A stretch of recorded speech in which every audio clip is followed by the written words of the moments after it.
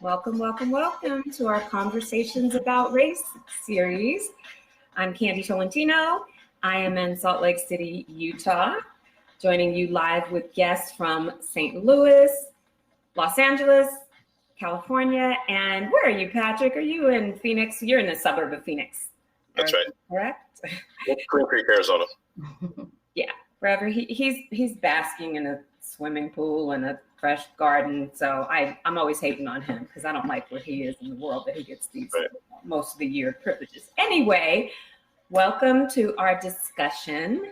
We have been having these conversations because there's been so much racial unrest, tension, and stress in our world right now, and especially in the church. Although we are all members of the Church of Jesus Christ of Latter-day Saints, I say every time we have this discussion that these conversations are in no way meant to just include members of the church. We love you and we couldn't care less if you're active, inactive, if you are Jewish, Muslim, Buddhist, atheist.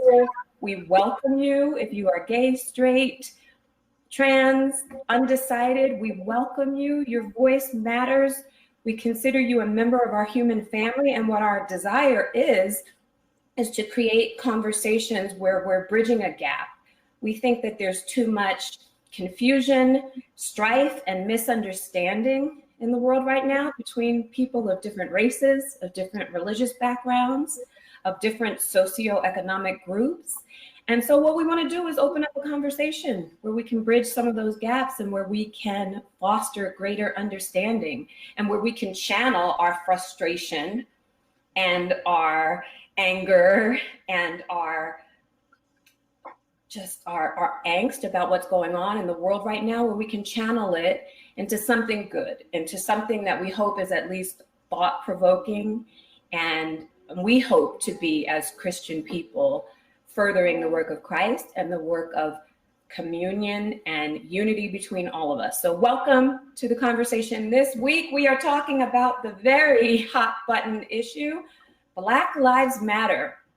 We're talking about the movement, we're talking about the message, and we're talking about the controversy. There's a lot to unpack here. So without further ado, let me introduce you to each one of our guests. First up, we have Miss Dana King. Dana King is a mother of two. She's a wife and member of the Church of Jesus Christ of Latter-day Saints. She and her husband have a home remodeling business, but she's also in the business of remodeling the human heart, if I do say so myself. She's been working to further the conversation of racial equality for quite some time. She also has a show, so please check her out online. Get in touch with her if you'd like to know more about that. She has an ongoing show talking about racial sensitivity and these issues as well. And thanks for joining us, Dana. Thank you for having me. How are you tonight? Oh, I'm doing great, and I'm looking forward to this. Yeah, it's good to see you. Next, we have Marvin Perkins. Marvin Perkins is co-founder of the B1 Project. He also has worked for 20 years on a project called Blacks in the Scriptures. Please check him out at blacksinthescriptures.com. Marvin is really an expert when it comes to understanding racial issues and works that have been misunderstood for quite a long time in the LDS Church and in the scriptures at large. And he's really a credit to the conversation, and we're so happy to have you, Marvin. How are you tonight? It's good to be here. I'm doing great and looking forward to another great discussion, Candy. Thank you, likewise. And next we have Patrick McGinley. As I said, Patrick hails from the Phoenix, Arizona area. And as far as we know, he is the first African-American male to complete a mission in Utah for the Church of Jesus Christ of Latter-day Saints. He's also an impassioned advocate and a member of our panel that people have now described as their spiritual warrior. Their own people are adopting you. They have like spiritual crushes on you, Patrick. Totally blushing right now. I'm sure you can tell. I joined the church in the late 80s. We're on a mission to Utah just about a year later. Been strong in the church ever since. Love it with all my heart. And there's issues that we need to talk about. And just glad to be a part of the panel tonight. And let's get this thing rolling. Let's get it rolling. Okay. So I wanted to start us off with a little bit of levity because there's so much passion and heat when it comes to Black Lives Matter, the message and the movement. And so Michael Che, if you haven't seen, he's done this piece of stand-up that I think really speaks to the controversy over this term. And I just think it's an interesting piece of comedy. So 1 second while I try to get my technology together. Hold on, everyone. Candy, and while you do that, I just wanted to honor a pioneer, a great pioneer in this work. We lost a brother this week, just this past week, Armin Moss. He was one of the early pioneers, one of the Caucasian members of the Church of Jesus Christ of Latter-day Saints that really championed this work before it was popular. And when I came into the church many years ago, Armin was not only a friend, but a mentor. And he's just a good man. And we just want to honor his legacy and the great work that he did to help move this work along. Thank you for that. I appreciate it. How can we find out more about him? Because I actually didn't know about him. You know, if you simply Armin Moss, M-A-U-S-S, if you simply Google his name, you'll find a ton of his research and his work. Okay, thank you for that. Armin Moss, we salute you. Love to you. And with that said, you all can see my screen, yes? We can. Okay, so I am going to give you Michael Che. As a country, we just can't agree. We just fight about everything. We can't even agree on Black Lives Matter. That's a controversial statement. Black Lives Matter. Not matters more than you, just matters. Matters. Just matters. That's where we're starting the negotiations. Matters. You can't agree on that shit? What the fuck is less than matters? Black lives exist. Can we say that? Can we say that controversy? We always ask for the lowest common denominator. We ask for the lowest rights. Gays were fighting for equal rights. Equal rights. Can you believe that's an actual stance you can have? You can be for equal rights. That means there's people out there saying, I think everybody should have the same rights as everyone else. And there's other people like, nah, son, I disagree. Okay. I appreciate his sentiment very much. Marvin, what do you say to that? Why is there so much controversy, do you think, over this, even the term itself, Black Lives Matter? Why are people so up in arms over this? You know something, there's going to be opposition in all things. There just is, you know. All of the great spiritual leaders of the world, no matter who they were, had opposition. But it's you know, he puts it in such a simplified way that it's hard to understand who could actually argue this message. But the fact that they are arguing it is good, because they're kind of raising their hand saying, you know what, I need help. You know, can somebody help me? Because I'm one of the ones that have a need for some help in this area. And can someone help me? Because it's mind-boggling. You know, I read something earlier that said if there was a mass shooting at one of the schools and here in my area, and it said Saugus Strong. What if somebody saw a Saugus Strong, a sign and said, well, Valencia High School matters too, or if somebody is suffering with a disease and they're, let's fight cancer. Well, what about Alzheimer's? Alzheimer's matters too. It's really such a really difficult thing to get your mind around, how somebody could fight such a simple message. But the fact that they do gets us talking about it, gets the conversation going. And so I'm even grateful for those. Yeah. Patrick, what do you think? Why do you think there's such backlash and such a fervor to discredit this movement? Why is the term Black Lives Matter so controversial, in your opinion? To me, the irony is not lost in the fact that the very need for the Black Lives Matter movement is along with the need for the movement, you have people that resist the movement. So basically, the reason why there's resistance to the Black Lives Matter concept is because Black lives don't matter to the people at large, to people who are not Black or who don't have that experience of being a person of color or being a minority. And just for people who are not a person of color, who maybe are trying to having a hard time understanding why this is such a passionate issue to people of color, there comes a point, I think, where your people have been held down or mocked or suppressed or disenfranchised or mistreated by police and so forth, where it goes on for a certain period of time. You just, at a certain point, you just put your foot down and you just say, okay, enough of this. And you just get tired of it just being okay or being dismissed, even by the people who are the closest to you, dismissing some of the things that you might say or the passions that you might express. So I think, to answer the question, I kind of stumbled in a little bit in the beginning there. The reason why there's so much resistance is because Black lives don't matter to people. That's why. Wow. That might be a very palatable thing to hear, but that's the reason, in my opinion.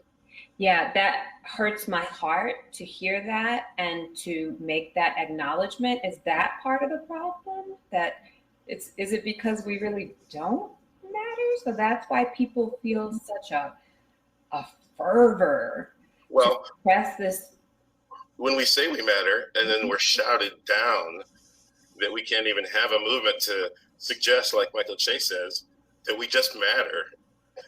That's matter.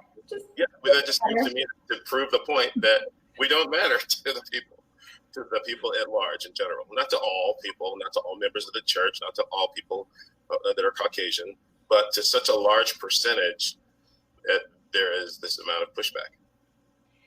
Dana, can you chime in on this? I'd love to hear your opinion. You're a strong member of the church. You're a white woman. You don't have to really care about this movement. You don't have, you're not personally benefited if Black people in this country stop being wrongfully and disproportionately targeted by police, for instance. But yet you use your voice in this movement. Why is that? And why are you not offended by the term Black Lives Matter? Well, I actually think that I do have to, because I've covenanted to mourn with those who mourn, to reach out to those people who don't feel like they matter. And so I feel like my soul is on the line, if you will, and that I'm supposed to do this. And it does affect me if I don't. And it affects my church. It affects my Christianity. So, and I think, why not? I think a lot of white people feel like immediately, I think we want to protect ourselves, and we want people to know we matter too. I don't really understand that because I've been in and around the Black community. There's a familiarity that I have and that I've allowed myself to have. And I think there's a comfort level that I have with that. But also I have to think why we're taught to put others before ourselves. And why would I not want to do that? You know, why? Because when we do that, when we put others before ourselves, so if I put Black lives before my life, let's say, I will find myself. That's what we're taught. That's the irony of it all. And I think that I do need to do this. You know, as you said something that brought tears to my eyes. You said that you have covenanted to mourn with those who mourn.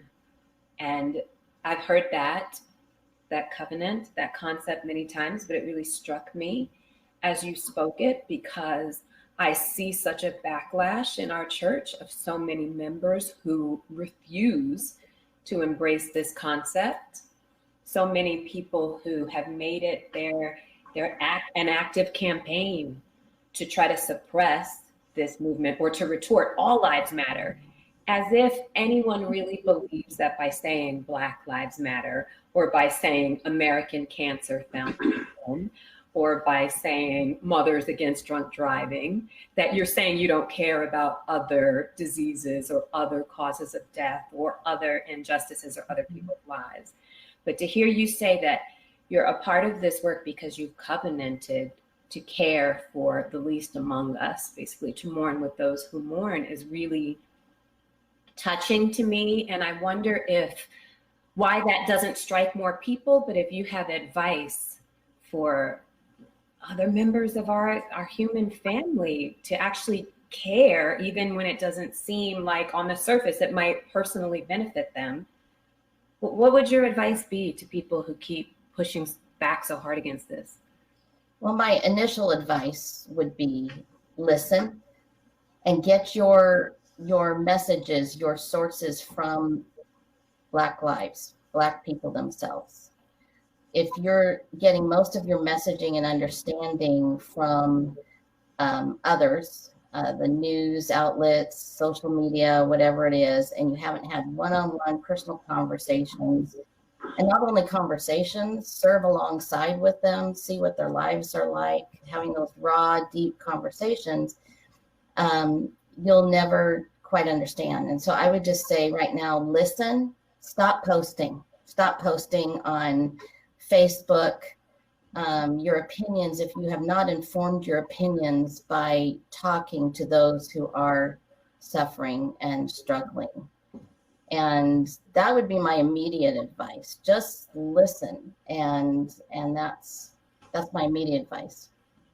Thank you. I appreciate that. And like I said, I'm really touched, and in a way I wasn't even expecting this early on in the conversation, really touched by your feedback, because I guess I would wish that there could be more of our Caucasian brothers and sisters who did want to listen and who did want to actually have a conversation with a person of color, to hear what the experience is like to live in the United States at this time when there's so much racial unrest, or to be a member of this church where we are an extreme minority. And we're going to have a conversation dedicated alone to the history of racism in the church and to a lot of the misconceptions. Marvin's an absolute expert on this topic, more than anyone else I know.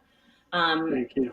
But Marvin, why do you think that there just still persists so much resistance when it comes to this topic, and especially within the church, but outside of the church too?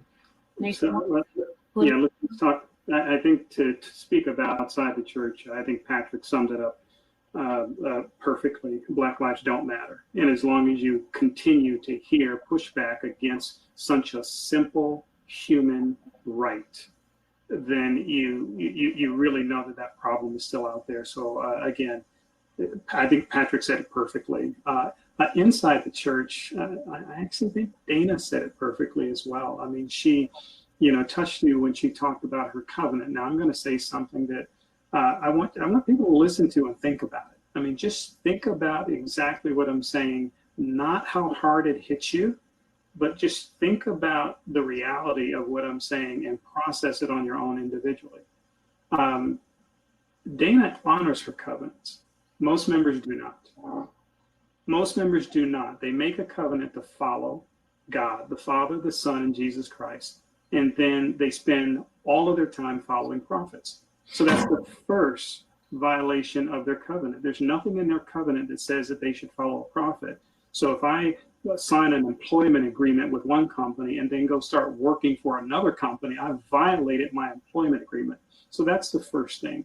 The second thing is that you've got these four tenets within the fourfold mission of the church. One, to proclaim the gospel. And how many members actively do that? And if they are they armed with truth? And that's where the next one comes in, perfecting the saints. Well, are they really looking to perfect the saints, which means correcting the things that were wrong? Or are they so comfortable with going along with the status quo that they'll just keep teaching what has always been taught? And so the problems persist. Redeeming the dead. Many think about temple work and will go to the temple in droves, but I think that is also talking about the spiritually dead within the church. You know, you can go to the temple all you want to, but if you don't have love for your brother, if you are not following the Savior, then you're not honoring your covenants. You're just not. And then caring for the poor and the needy. How many are actually doing that? Are you thinking about just going and doing a service project in a poor neighborhood or going to the homeless shelter to feed the homeless? Is that sufficient? No, we're talking about the poor and needy right among you. Those who don't understand the scriptures, don't follow the Savior, don't follow the Spirit, don't have a relationship, really with God because they've been following flesh. And the scriptures are really clear about that, is that when you do that, you separate yourself from God. And so we really have a situation, and when you find someone like Dana, who's actually honoring her covenants, then the feelings are natural. They're just right there. And it's really evident when you don't see Christ in Christians. It's really evident that they're not following the teachings of Christ. They're speaking of them, but their actions and their lips draw near to them, but their actions and their hearts are far removed. Well said, Marvin. Thank you. I need to chime in just because he puffed me up a little bit, but I'm trying to honor my covenants. But I think it goes back to what Patrick said in an earlier discussion about, it really struck me because I have been very frustrated with white members of the church. I'll just say, but actually white people in general in St. Louis, we are very, very segregated between our communities and by choice, unfortunately. And I've been frustrated by that and saddened by it and hurt by it. But I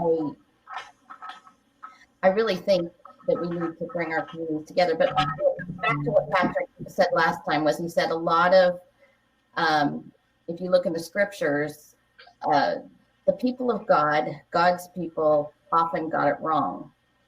And that really, and then he said, and knowing that you can then find patience. And then also knowing that I often get it wrong, quite often, daily, weekly, we can find our patience in that. But also picking up on what Marvin said about proclaiming the gospel, redeeming the dead, helping the poor, perfecting the saints. What I think is amazing is as you have a focus on Black lives, you can do all of those much better. And I want to throw in a fifth one there, helping the youth. And I think if we're all very concerned about all these things, proclaiming the gospel, redeeming the dead, helping the poor, perfecting the saints. And I'm going to add to that another focus I've been hearing lately, not that it's the fourfold focus of the church, but we're very concerned about our youth. And we're losing our youth in large measure to what they perceive as hypocrisy. And all churches are losing that. But when we show our humanity and our Christianity, and we abide by our covenants to love others, care for others more than ourselves, then I believe we'll win over the youth in great measure. And if you think about millennials right now,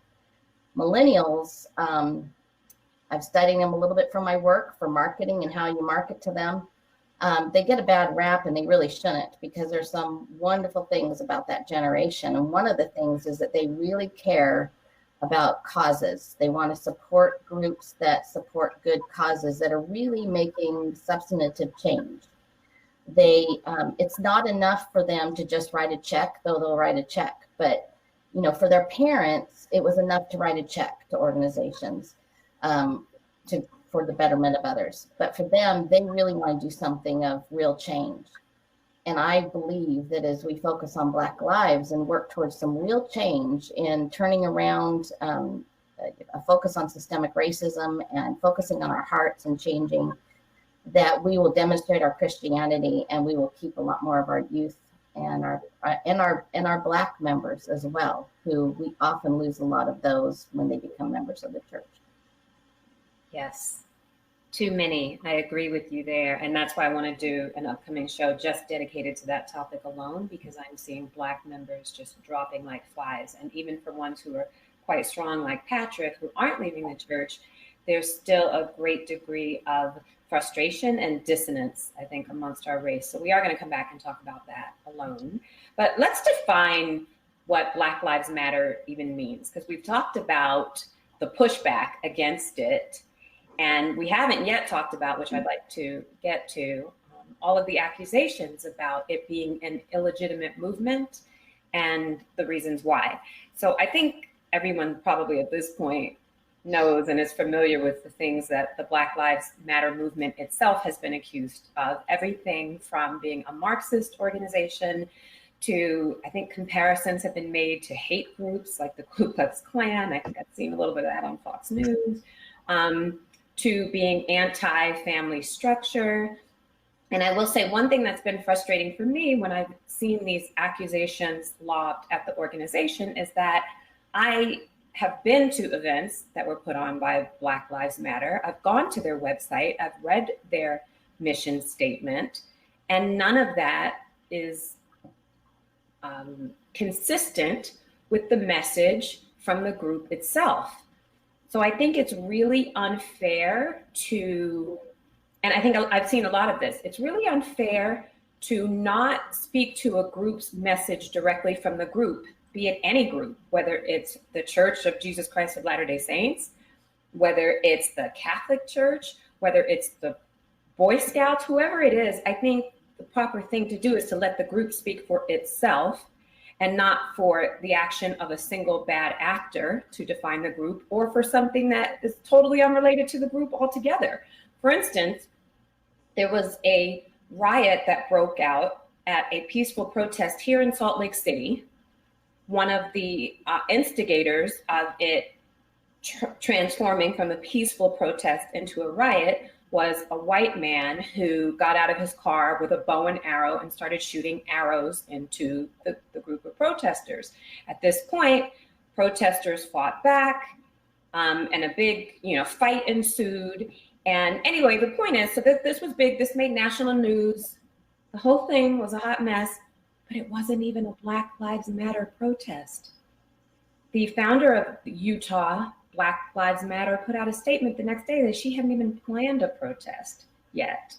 This was right directly after the George Floyd murder. So Black Lives Matter was blamed for this big riot that broke out, which started and was instigated again by a white man who shot a bow and arrows into the crowd. But the news media and people online, keyboard jockeys, called it a Black Lives Matter event. And I think that's happened a few times recently. So I think that's really frustrating. So just as in the Latter-day Saint Church, when there are bad actors who are sanctioned, which has happened many times for misbehavior, bishops have been arrested. There have been lots of things that Mormon people or Latter-day Saints have done that are contrary to the teachings of the church itself. And no one would think it's fair, no member of the church would think it's fair for the church to be stereotyped, for instance, as partaking in evil acts because a member does something that's evil or unjustified. So if a very organized organization worldwide, like the Church of Jesus Christ of Latter-day Saints, can't control what individual members do, how is any group like Black Lives Matter or any group, Moms Against Drunk Driving, how are they supposed to control the actions of outliers, and especially the actions of people who may or may not even be related to their group, which happens a lot. I see it a lot, like what happened at the Capitol building in downtown Salt Lake City, where this group is blamed for things that aren't theirs. But with that said, why don't we go to Black Lives Matter, their official website, and see what they're about, since they've been accused of being anti-family, Marxist. What are the other accusations? Hate group. Communist, right? Which is communist / Marxist. I also pulled up the definition of Marxism because I do have a feeling a lot of the people talking about Marxism may not even know what it is. Most Americans aren't really taught about these things. You know, I'm no scholar when it comes to that. But that's been a little frustrating. Let's go to their website and have them tell us what they're about directly from the horse's mouth. Black Lives Matter was founded in 2013 in response to the acquittal of Trayvon Martin's murderer. Black Lives Matter Foundation, Inc. is a global organization in the US, UK, and Canada whose mission is to eradicate. So let's hear from them. What is their mission? To eradicate white supremacy and build local power to intervene in violence inflicted on Black communities by the state and vigilantes. By combating and countering acts of violence, creating space for Black imagination and innovation, and centering Black joy, we are winning immediate improvement in our lives. Let's also go to what we believe, not what they believe. I'm going to skip to, so they mentioned 4 years ago the Black Lives Matter Global Network began to organize. In the years since, we've committed to struggling together into imagining and creating a world free of anti-Blackness, where every Black person has the social, economic, and political power to thrive. You can go to their website at blacklivesmatter.com to read the rest. They have a lot there that can serve as information, like I said, directly from the horse's mouth. So again, I sort of stumble at the accusations I hear being lobbied against them, that they are this hate group. So is America, have we reached a state where if you are pro-Black, that means that you hate somebody else because you're calling for equal justice and you're speaking out in favor of Black people? Yeah, Candy, this is so common. This is so common. And to speak to your point, there was a recent article, I think in the news 2 weeks ago, about a Caucasian man that was finally arrested for going to a peaceful protest for Black Lives Matter and smashing store windows and setting them on fire and making it appear as though this is what's happening with these Black Lives Matters movement. So, I face the same thing when putting Blacks in the scriptures together. I had all kind of naysayers and opposition. I mean, it was just coming out of the woodworks, and it was just, it was crazy. So, I echo your words and your sentiment. For any, and I'm not sure you said it, but I thought you were going here, but for any effort to have the longevity to get through all of the opposition to do the good. I mean, look at some of the old civil rights movement films and see that everything that they had to suffer through to bring about the good, that will not change. We have to understand that there's going to be criticism, opposition, there's going to be suffering of some sorts to bring forth anything.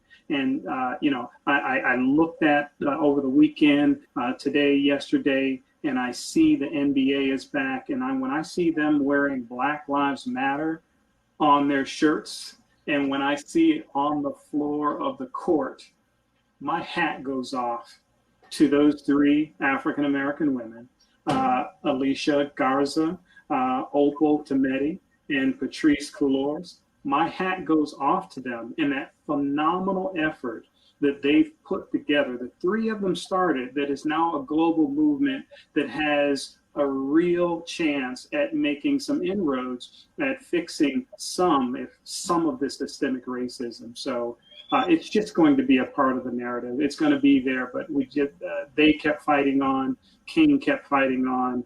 All of our heroes of the past kept fighting on, and we have to do the same. Mm-hmm. Speaking of which, I saw on my timeline today some church members talking about boycotting the NFL and the NBA because players are taking a knee. What do we say to that, Patrick? What do you think of that? We have our brothers and sisters boycotting. Boycotting NFL? Yeah. I think that's silly. I think that just goes to the point that I made earlier, that Black lives don't matter.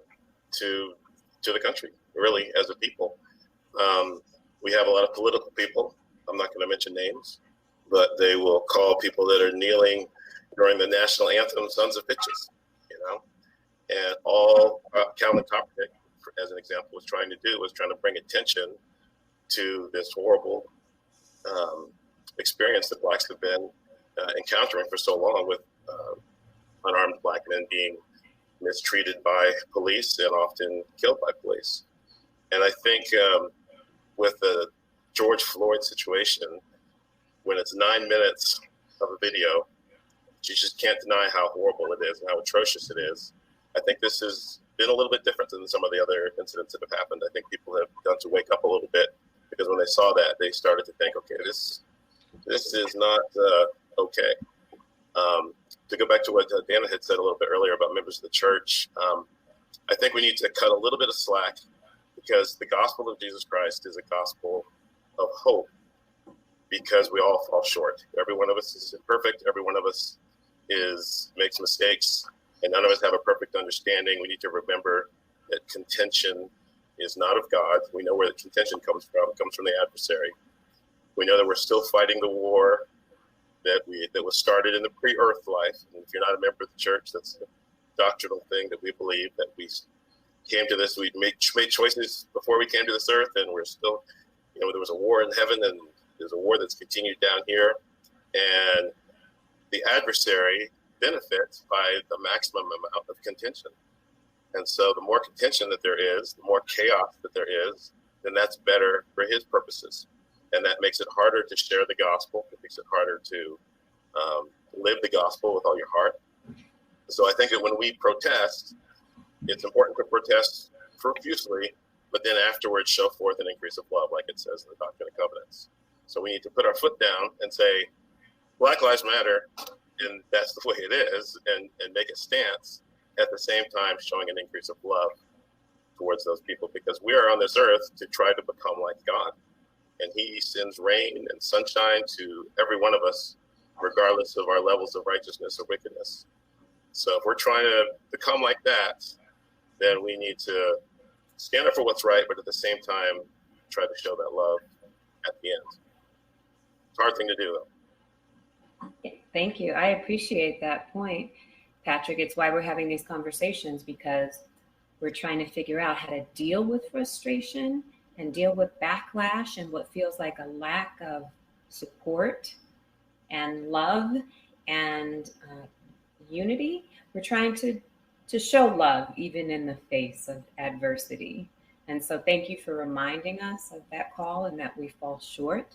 I want to speak directly to a comment that came up from Chad Cullimore, because this is a big part of the conversation and the criticism of the movement of Black Lives Matter. And I will say, when there isn't support for the accusation that they are a hate group, I don't know where that came from, or that they are Marxist or communist, because you're not finding anything communist on their website. And in fact, wanting equal rights for marginalized people, I don't know what that has to do with communism. And I will say, so I'm an entrepreneur. I've never had a job my entire adult life. So clearly I have benefited from a capitalist structure, and I am not anti-capitalism. I am anti-exploitation. I am anti any system that would marginalize people. And I am against any tax system that would give incentives and loopholes and tax breaks to the rich that enables the rich to get richer while the poor get poorer. I believe in equality. And so, and I should have mentioned this at the top of the conversation. I joined the local Utah chapter of Black Lives Matter this past week. And so you can, if you're going to stereotype them, you can include me in that stereotype, because I'm anti-exploitation of workers. Does that make me communist? I don't think that I certainly am not a proponent of government overreach or a government that would take people's resources and limit their freedoms and force people to comply or to be subject to what the government deems as appropriate or not, kind of like what's happening right now with TikTok being banned in this coming week. Anyway, so I'm certainly not in favor of that. But just because I would be open to having a conversation about a philosophy without vilifying it, like the philosophy of Marxism, socialism, communism, the fact that people demonize and weaponize these words as opposed to being able to talk about it, I think it's what lends to greater dissension between us instead of understanding. And I think talking about these concepts empowers us. It doesn't disempower us. I think that there's a fair conversation to be had about the allocation of resources without vilifying someone who thought, like Karl Marx did, that the class system is what led to the masses being exploited. We have socialized services in this country. Who is saying that the fire service, firemen and women, should be for profit? We have locally funded bridges and roads and libraries and school systems and hospitals. Does that mean we're socialists because we have social services? So again, I don't want to get too much into politics, because as I say every time, I want this to be a conversation that transcends politics. I don't care. Yeah. Let me jump in on this with a scriptural example. So everything's spiritual based, usually. I'm a huge fan of the Book of Mormon. I read it many, many times. There's this great story in the Book of Mormon where Abinadi preaches to Noah and he's rejected. And Alma, who was a young priest at the time, one of King Noah's entourage, believed in Abinadi. And he pled for him and he wanted him to let the king release him in peace. And the king refused and they cast Alma out. And Alma went out and started a movement. He started a church. And it talks about in the Book of Mormon how those people that he had baptized out in the waters of Mormon, it says those who had more, they gave more. Those who had less, they gave less. And to those who had none at all, it was given unto them.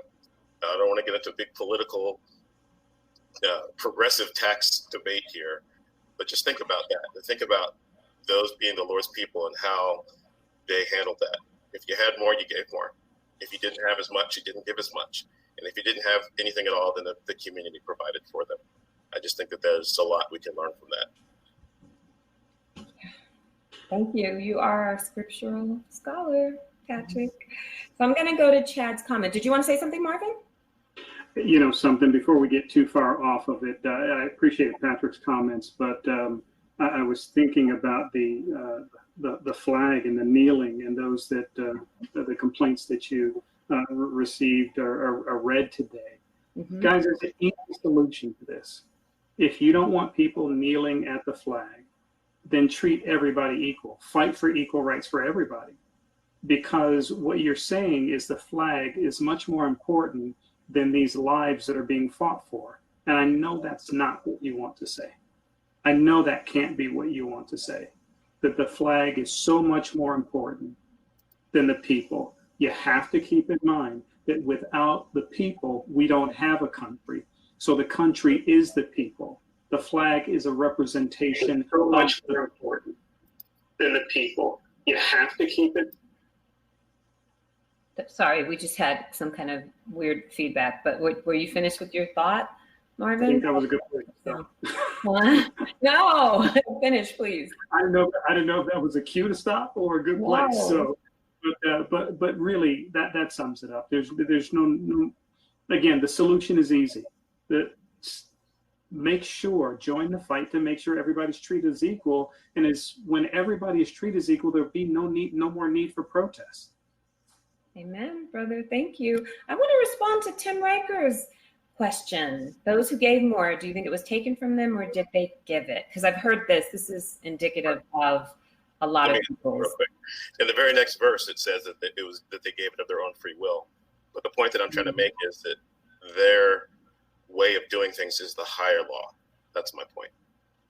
Thank you for that, Patrick. And I also want to answer Tim's question by saying, we live in a civilized society where we agree to pay taxes, correct? And we're supposed to pay taxes in exchange for benefits that we're receiving for those taxes. So if we have an agreement, we're going to pay taxes, then the question of whether it's freely given or taken becomes moot, because we are freely giving our hard-earned dollars to pay for taxes. And certain people are saying, can we not allocate a portion of those dollars to help disenfranchised or disadvantaged people? So the question is really more, do we agree with helping the poor? Do we agree with speaking out in favor of people who have been historically, for more than 400 years, enslaved, beaten, lynched, discriminated against, both legally and illegally?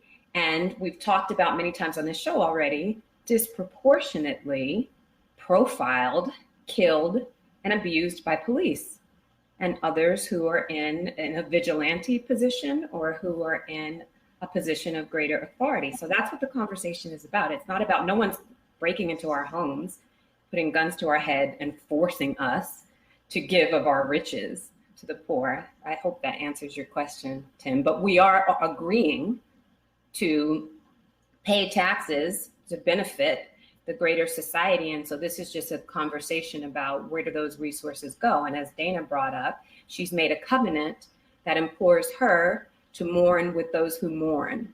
And as we've all talked about during the discussion, we're calling for greater compassion for people whose lives have been discriminated against in this country since its founding. This country was literally built on the backbone, through the blood, sweat, and tears of slaves, people who were beaten, people whose we talk about the family structure in this church and how important it is, and how Black people's families in this nation were systematically broken apart, and their language and their culture and their history, something most of us hold so dear, taken from us. Just so when I see comments like that, it makes me scratch my head a little bit, but I think that they are worthy of being part of the conversation because the concept is misunderstood too often.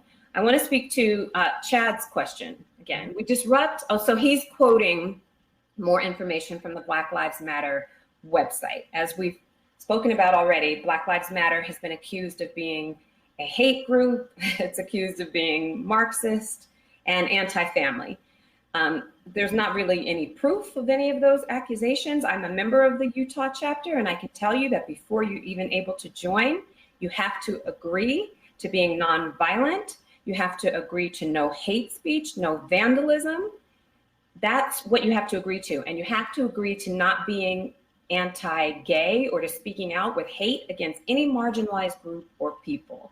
So from the inside of the group, from the horse's mouth, you get what the tenets are of the group and what the requirement is. That's a requirement from the top down. You have to be anti-violent and you have to be anti-hate speech in order to be a member of the group. But let's deal with what Black Lives Matter is saying directly on its website. We disrupt the Western prescribed nuclear family structure requirement by supporting each other as extended families and villages that collectively care for one another, especially our children, to the degree that mothers, parents, and children are comfortable.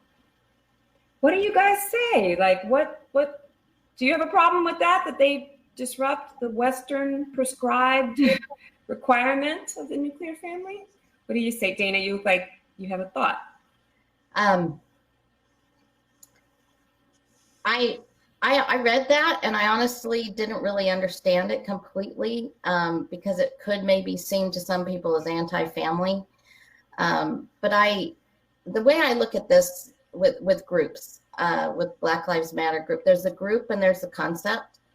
And we can be in groups and associate with groups and maybe not agree with everything or even understand all the tenets of that group. But if the group is focused on doing good and we can be a part of that good and we feel being a part of that group helps us to do our good, then I think it's fine. And I think about the church associates with other groups, but we don't necessarily buy into every aspect of it. And I think people want to feel completely comfortable with a group. And you can have a dissenting opinion from the group and still be part of the group. Does that make sense? Mm-hmm. Yeah. So I think it's fine. But what you want to do is to understand the people in the group and what are their focus, what are they trying to accomplish, and be a part of every good thing that every good person in that group wants to be a part of. And you can be for the concept, you can be a part of the group, you can go as far as you want to in supporting Black lives. I'm personally not a part of the group. I'm not opposed to being part of the group. I haven't paid money to the group, but I'm totally with the spirit of the group, and I'm actively involved in the betterment of Black lives. Thank you. I appreciate that so much. And we can see that you're actively involved in the betterment of Black lives. And what's something that's been funny to me is the fact that there are lots of groups that people can say that they support without doing a sort of forensic investigation into every aspect, like what you were saying, of the group, and every belief, like Mothers Against Drunk Driving, or there's many groups, right? I've never seen this level of inquiry into the core beliefs of the group or what the founders are. Like, I can say, yeah, I'm against drunk driving. I don't feel like I have to analyze, every aspect of Mothers Against Driving to say I'm a mom against drunk driving. What Josh Black, who joined us last week, hi Josh, says I wholeheartedly agree with. The knee-jerk reaction to this statement is Black Lives Matters hates families. What I see instead is a call to strengthen and support each other, even outside of the nuclear family. And I want to echo this point of view, because that's the reaction that I have to it as well. We don't just have one kind of family in this country. Unfortunately, we're not all born in a perfectly functional family with a mother and father in the home and no strife and no challenges. In fact, that nuclear family idea is now the minority of families in this country instead of the majority. So I think it's really time that we accept all different incarnations of the family, and we validate people who come from single mother homes, people who come from single father homes, people who come from families with two mothers or two fathers. We're all human beings. We're all brothers and sisters. We're all trying to get to the same place, and we all just want to have liberty and respect and validation of who we are. And I think Black Lives Matter, in their statement where they're saying they're not only prescribing to that Western, and I don't want to let me quote them accurately and not paraphrase. We disrupt the Western prescribed nuclear family structure requirement. What they're saying is the requirement to be seen as valid, that you just come from that type of traditional family, leaves a lot of people from being welcomed at the table. And so I want to personally say, in the state that has the highest suicide teen rate per capita for gay teens, I want to say for too long, there's been a dialogue in this country, and there's been a sentiment that has caused people who are different, people who are gay, people who are overweight, people who are old, people who are young, people who are different than the status quo or the norm to feel marginalized and to feel less than. And I'm sorry, the days of racism or discrimination against people who are different or marginalized, those days are numbered. Those days are coming up. And I think people are fighting to have a stronghold of only their prescription of what's healthy or normal. And I just think that they're disrupting that. They're not disinvalidating the traditional family structure with a father and a mother and a home. They're just saying that's not the only way to do it.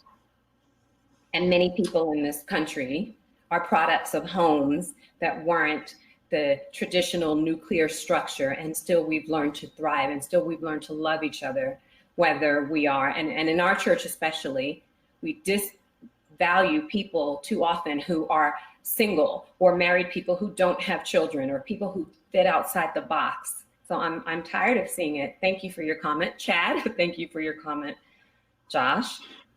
I appreciate it. What does anybody else want to say? Yeah, so Candy, let me just add to what you're saying right now. This is speaking to all people of the world. This comes from the Christian beliefs. And so in Matthew 22, a man comes to the Savior and asks him, what is the greatest commandment in the law? And it starts in 36 and it goes through 40.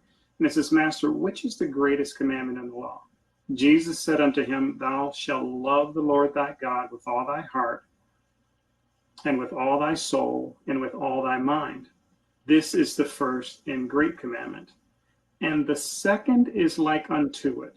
And this is speaking to what you were just talking about there and what Black Lives Matter stands for. The second is like unto it. Thou shalt love thy neighbor as thyself. Every other individual on the face of the planet, we are supposed to love as ourselves. And it doesn't say anything about if we agree with their choices, or if they act like us, they look like us, they do what we want, if they fit into our mold. It says, and the second is like unto it, thou shalt love thy neighbor as thyself. Now, here's the key part here. In verse 40, it goes on to say, on these two commandments hang all the law and the prophets. And so if you want to know if something is of God, it has to measure up to the first and second great commandment according to Jesus Christ. And that means you can't be in line with the teachings of Christ in the greatest commandment in the law, the second greatest commandment in the law, and having some difference or some feeling against somebody else because they don't live like you live. Thank you. Thank you very much for that, Marvin. Appreciate it. We're almost out of time. And I want to end with focusing on why there's even still the need in 2020 to say something like Black Lives Matter. A lot has happened in the past week. We've had, just in the Salt Lake City area, we've had a councilwoman who was at an anti-police brutality protest who, according to her, was throat punched and thrown on the ground by police. That's just here. We also just this week have an activist, a local activist, who has been accused of buying paint that was used in vandalizing a federal building here, I think a courthouse. And she is facing life in prison charges for being accused of buying paint. And I'm sure many of you have heard about the situation that came out of Aurora, I think it's Aurora, Colorado, where a car full of young Black girls and their mother was apprehended by police because they were looking for a stolen motorcycle with the same plates, but from another state. I believe the plates were from Montana, and they were driving a car from Colorado, a motorcycle and car. And the young Black girls, including one as young as 6, two of them were handcuffed, and they were all laid on hot asphalt because the cops had a case of mistaken identity. A lot has happened in the past week, and many people wonder why the need to even have a movement or a statement such as Black Lives Matter. And we're saying this is why this is still happening in our country. I want to share a little piece of a program that John Oliver put on called U.S. History This Week. Or what is it? U.S. History Last Week Tonight by John Oliver. This speaks to why we are still saying Black Lives Matter in 2020. This is political commentary, but again, I hope that we can see beyond the politics and hear the issues. And it can growth of the suburbs in the 20th century, where redlining kept Black people from moving into white neighborhoods throughout the country. In fact, just listen to this woman in Levittown, Pennsylvania, explain her objections to a Black family moving to town in 1957 with some real honesty. We like the advantages that Levittown seemed to offer in comparison to other cities. And we understood that it was going to be all white. We were very happy to buy a home here. Do you think a Negro family moving here will affect the community as a whole? Definitely. The whole trouble with this integration business is that in the end, it probably will end up with mixing socially. And you will have, well, I think their aim is mixed marriages and becoming equal with the whites. Wow.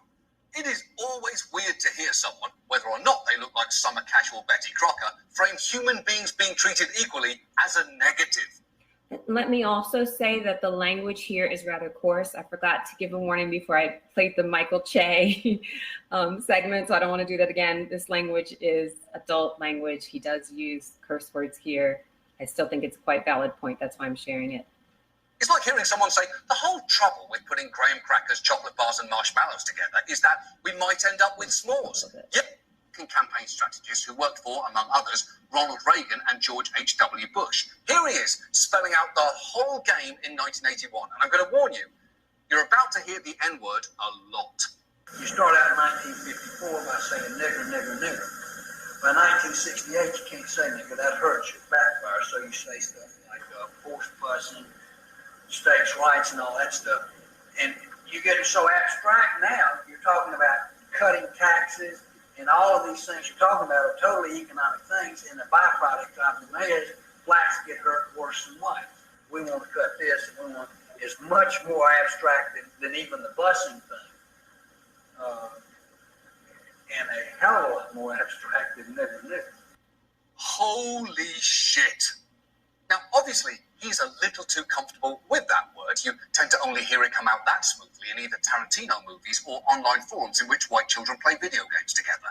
But that is actually a pretty concise history of a certain thread in politics for the past half century, which brings us all the way up to the present day, literally the present Wednesday, which is when the President of the United States, in announcing a rollback of an Obama-era rule under the Fair Housing Act, sent a tweet in which he informed all of the people living their suburban lifestyle dream that they will no longer be bothered or financially hurt by having low-income housing built in their neighborhoods. And that is basically a campaign promise crafted by Lee Atwater and designed to win over this woman who's probably dead by now. And what's notable there is not that Trump's being racist, which is not remotely surprising. It's how neatly he fits in to a systemic racism that's been baked into this country from the beginning and which will still be here when he is gone. And if kids aren't taught this, what chance do they have to understand what's happening right now? Yeah. So again, I want our conversations to speak above politics. I want us to be able to speak from a spiritual perspective and a perspective of the human heart and human experience, regardless of what our political alignments or associations are. But I think that that clip really speaks to why we still say Black Lives Matter and why this movement has been so powerful and means so much to so many of us, irrespective as to whether we're aligned with the movement or part of it or not. We have a lot of work to do still in this country. And so, final thoughts, what do we want to end with, family? Black Lives Matter. Thank you, Marvin. Patrick, final thoughts. Yeah, I'll echo what I said in the first one of these panels that we did a few weeks ago.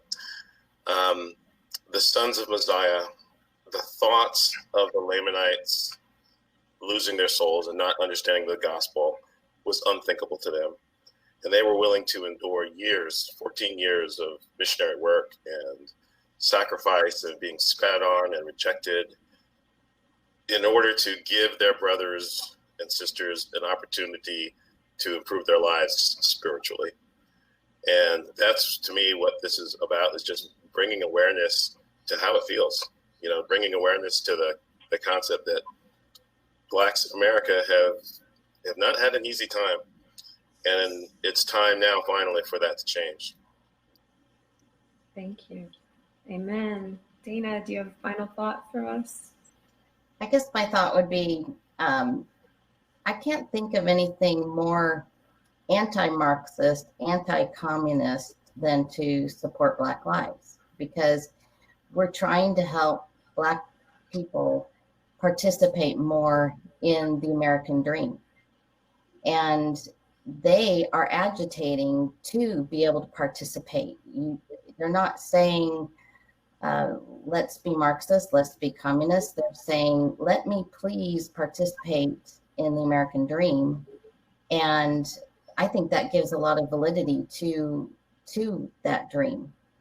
And I think that it's a very Christian thing to do, to help people feel they matter, to share what I have, and to belong. And I only see how that ultimately benefits me. Thank you, my sister. Thank you all for joining us. Please keep the conversations going. Please reach out to someone you know that might be having a hard time at this time, especially I'd say if they're a person of color, because we really are having a hard time. A lot of us are hurting at the moment, but reach out to anyone who's hurting, because we're all members of the human family, and we all benefit from having better communication and better understanding amongst each other. Marvin, I think I came to you and said, did you have final thoughts? But I didn't know if you wanted to say anything else. I'll just repeat my my final thought. Black Lives Matter. Thank you. See, and look, our viewers are agreeing with you. Thank you, Ms. Deborah White. Thank you, Lori Shelton. Thank you, all of us, for joining us tonight. Until next time, we love you. Go out and love each other, and Black Lives Matter. Good night. Bye-bye.